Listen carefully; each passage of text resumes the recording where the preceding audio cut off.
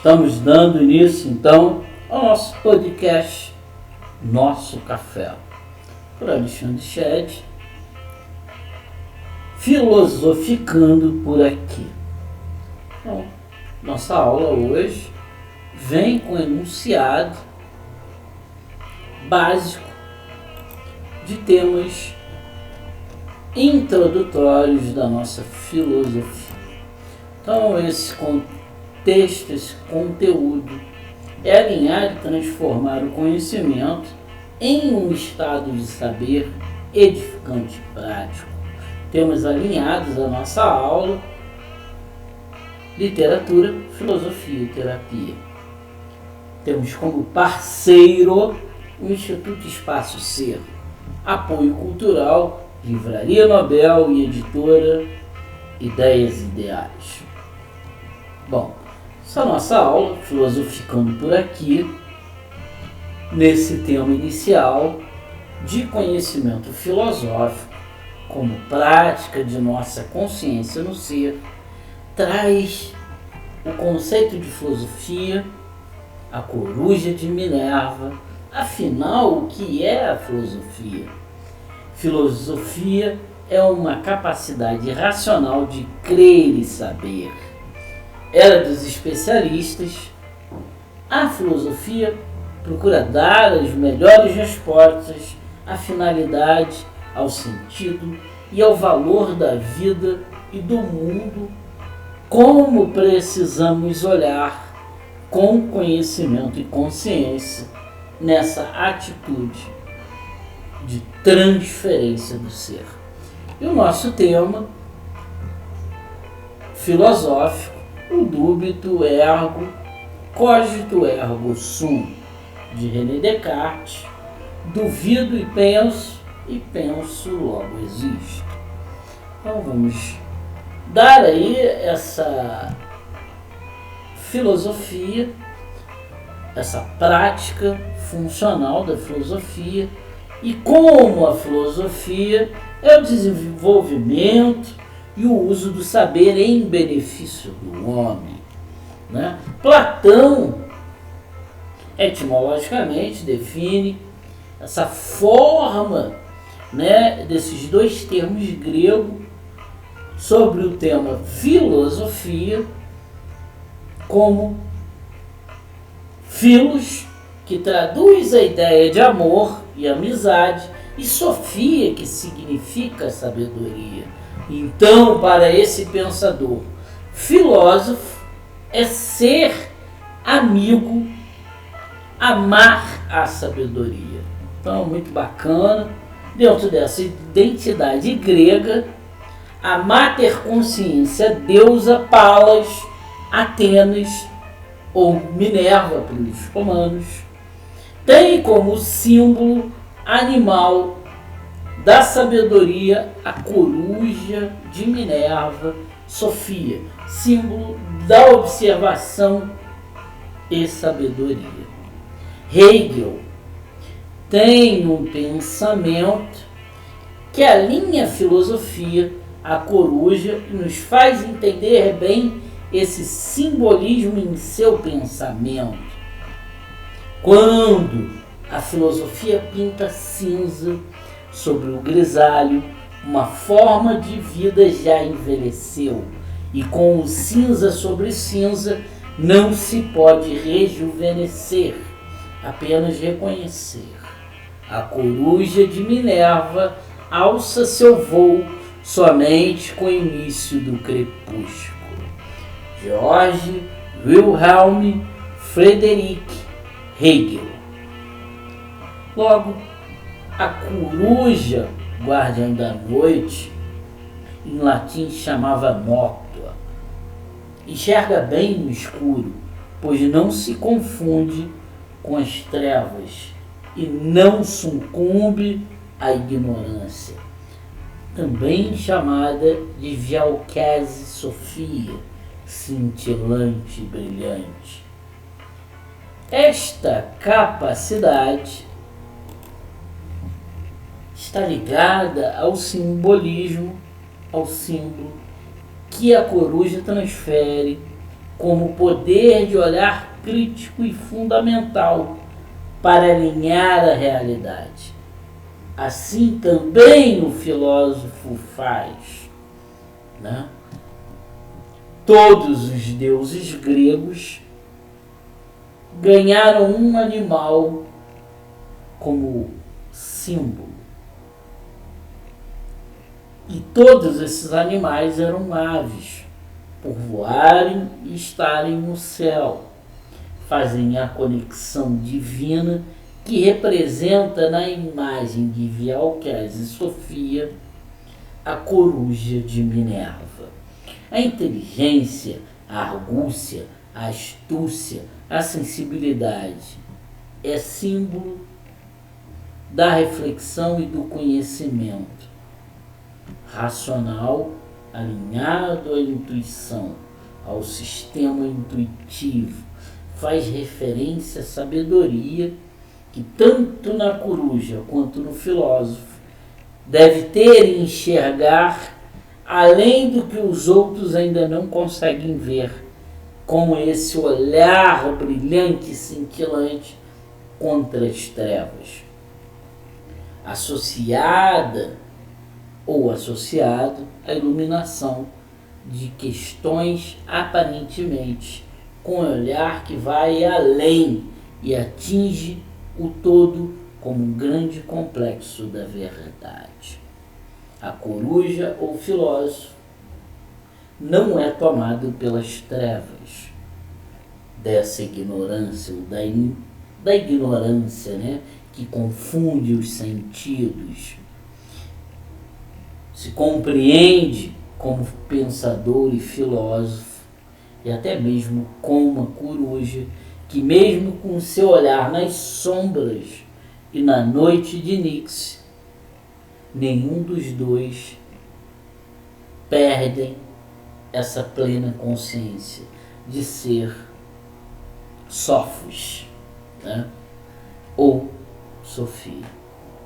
Bom, a frase de Hegel, que serve de epígrafe a esse texto, refere-se que a sabedoria, né, o conhecimento e a consciência são atitudes alcançadas a posteriori.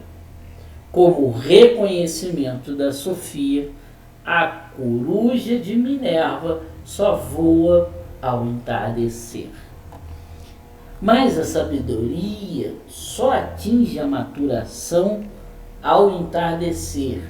É como um bom vinho, que pode ter em sua concepção de que a sabedoria só vem com a idade.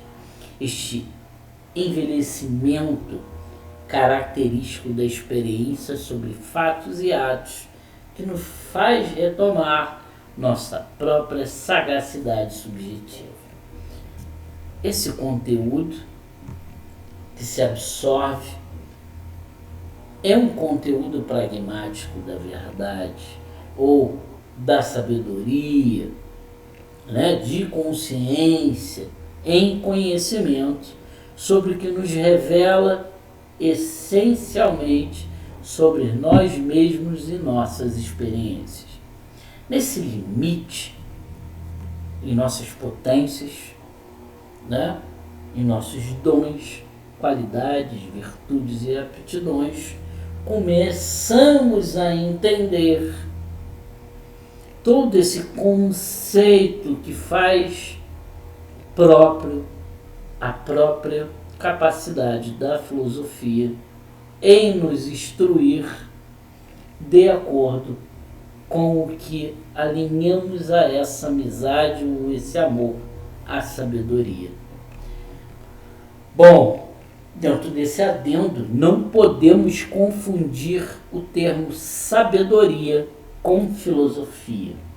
Todas as ações são alinhadas ao conhecimento ou ciência, porém, todavia, doravante, todas elas contribuem para a sabedoria, tanto no conceito objetivo como subjetivo da fenomenologia. Então, Afinal, o que é a filosofia? Né? Então, continuando esse pensamento, que a filosofia é o desenvolvimento e o uso do saber em benefício do homem, como o desenvolvimento do pensamento racional.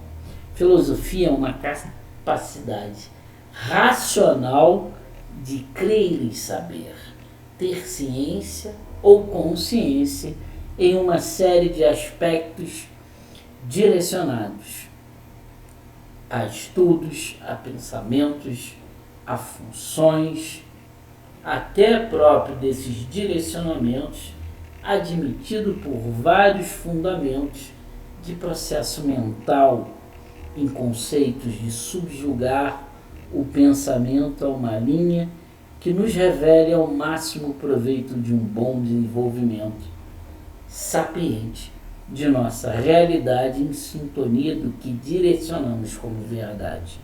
Nessa razão, filosofia é um estado profundo da mais pura função do eu como sujeito e objeto, nos revelando e alinhando com aquele pensador, ramo, doutrina ou determinada cadeira da filosofia.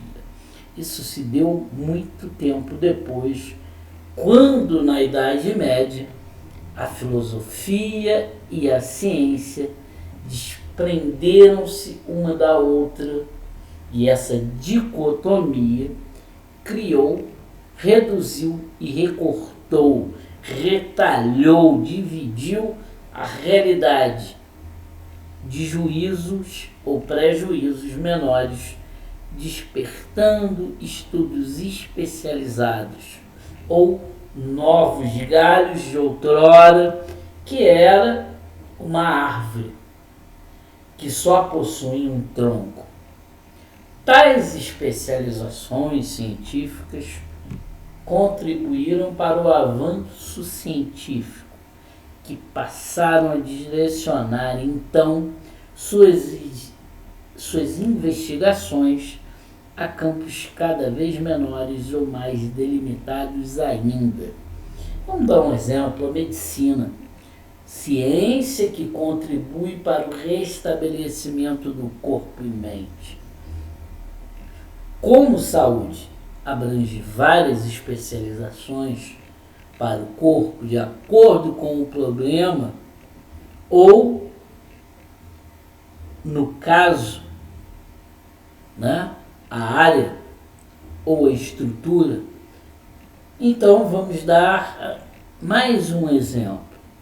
Focaremos o problema estrutural ortopédico, médicos especialistas cada vez menos e mais, ou seja, um médico que trata da coluna se especializa em coluna e não sabe tratar o joelho, visto que o médico de joelho não consegue tratar o problema da perna e o médico da perna não consegue tratar o problema da mão e assim por diante.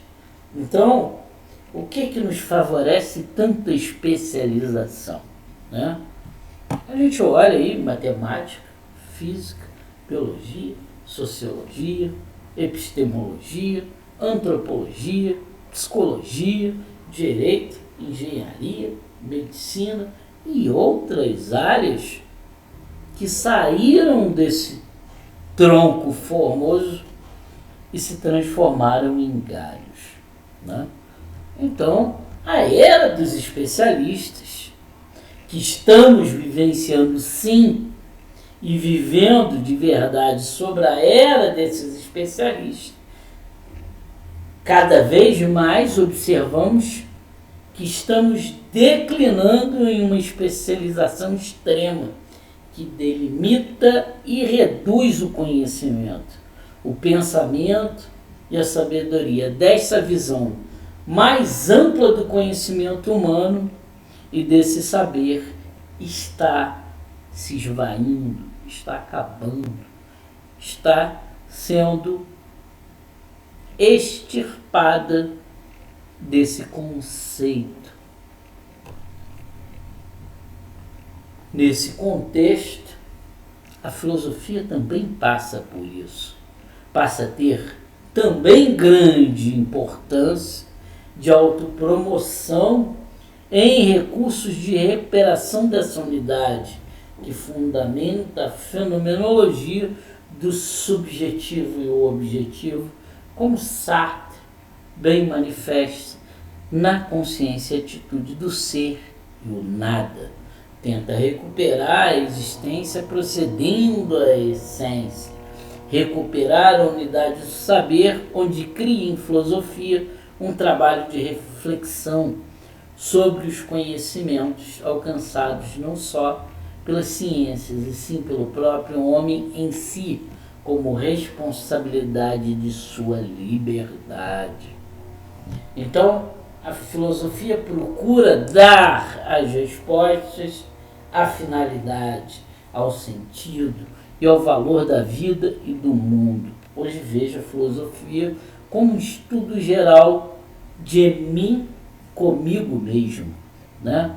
Ou do meu eu para minha essência, a capacidade de ser em qualidade um ato de conhecimento dos valores e das coisas que fundamentam os fundamentos do saber, que nos proporciona pesar de pesos e medidas, esses pesos e medidas que em cada forma social, em cada proposta de ação ou manifestação, de cada objeto ou subjetivamente o eu, torna-se então todas essas questões de volições que se alinham ao pensamento, uma estruturação formal de um pensador. Bom, com isso eu estou indo para a etimologia da palavra pensamento, pensar, que é medir, que é pesar, ter essa proporcionalidade de peso entre o conhecimento, entre a consciência, entre a atitude e o próprio ato de pensar.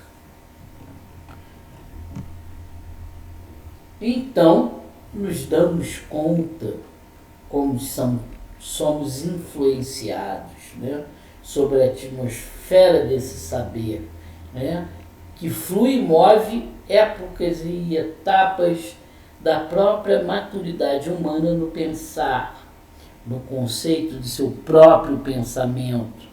Nossos pensamentos não são só nossos. Pensamentos de hoje têm mais de 3.000 anos, né? O homem, principalmente o homem moderno, tem preguiça de pensar, tem preguiça de pesar esse conceito, né, de pensar, logo existo, né, ou uma capacidade de existência, que é mais fácil seguir pensamentos que se perpetuam em conceitos de prejuízos ou preconceitos, arraigado de nossa própria crença de época, momentos de necessidade ou iluminação, né, que nesse caso escolhe uma afirmação que lhe corrobore com o seu momento atual de vida, com a sua vida, com a sua perspectiva. Então, não alinhamos ou não entendemos mais profundo o que tal pensamentos ou pensadores, ou esse peso, né, fundamental de alinhar medidas sobre esse pensamento, fundamenta então essa intronização, né, essa corroboração com o meu ato de viver, né? Pensar é alinhar-se, é iluminar-se nessa necessidade pela qual o homem precisa pensar melhor.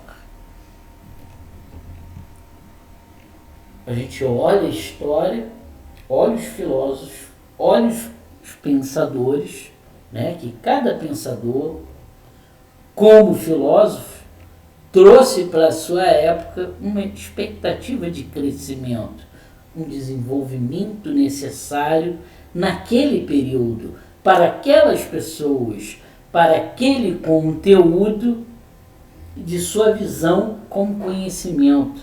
Então foi necessário para auxiliar os homens em novas oportunidades de alargar a consciência e atingir, então, novas verdades, ou melhorar essa capacidade de pesos e medidas. O filósofo, como pensador, movimenta a condição de semear pensamentos, movimentar opiniões, de criar conteúdos de acordo com a época e a maturidade dos homens que compõem o seu tempo.